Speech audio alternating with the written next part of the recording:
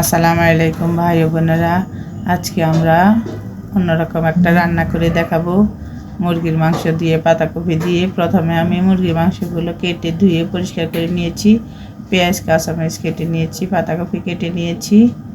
এবার আমি পাতিল বসিয়ে তেল গরম দিয়েছিলাম আগেই, দারচিনি এলাচি তেজপাতা দিয়ে দিলাম, দিয়ে আর পেঁয়াজ কাঁচামরিচও দিয়ে দিলাম। দিয়ে আমি পেঁয়াজ কাঁচামরিচগুলো একটু ভাজবো, একদম লাল লাল করে ভেজে নিয়েছি।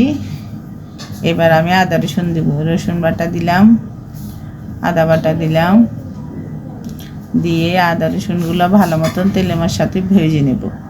নিয়ে এবার 1 চামচ লবণ, 1 চামচ গুঁড়ামরিচ আর 1 চামচ হলুদ দিয়ে দিলাম। এবার দিয়ে এগুলো মশলাগুলো আমি সবগুলো একসাথে ভালো মতো ভাজবো তেলের সাথে, পেঁয়াজের সাথে ভেজে এবার মুরগির মাংসগুলো দিয়ে দিব। মুরগির মাংসগুলো দিয়ে কিছুক্ষণ আমি এভাবে কষাবো। কষিয়ে জিরা ধনিয়ার গুঁড়া আর গরম মশলা গুঁড়া দিয়ে দিলাম। দিয়ে আরও কিছুক্ষণ কষাবো। কষিয়ে এবার টমেটো দিয়ে দেব।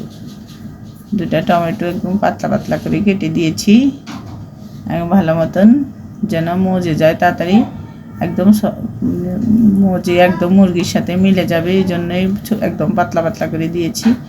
দিয়ে কিছুক্ষণ কষিয়ে এবার পাতাকপি দিয়ে দিলাম, কারণ এই ফার্মের মুরগি অনেক নরম, কারণ এই জন্য আমি কষানির সাথে পাতাকপি দিয়ে দিলাম।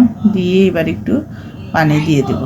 ভালো মতো কষিয়ে নিয়েছি, একদম ভাজা ভাজা করে ফেলেছি, কোনো পানি ইউজ করি নেই। পাতাকপি থেকে যে পানি বেরিয়েছে ওটাতেই মাংসগুলো কষানো হয়ে গেছে।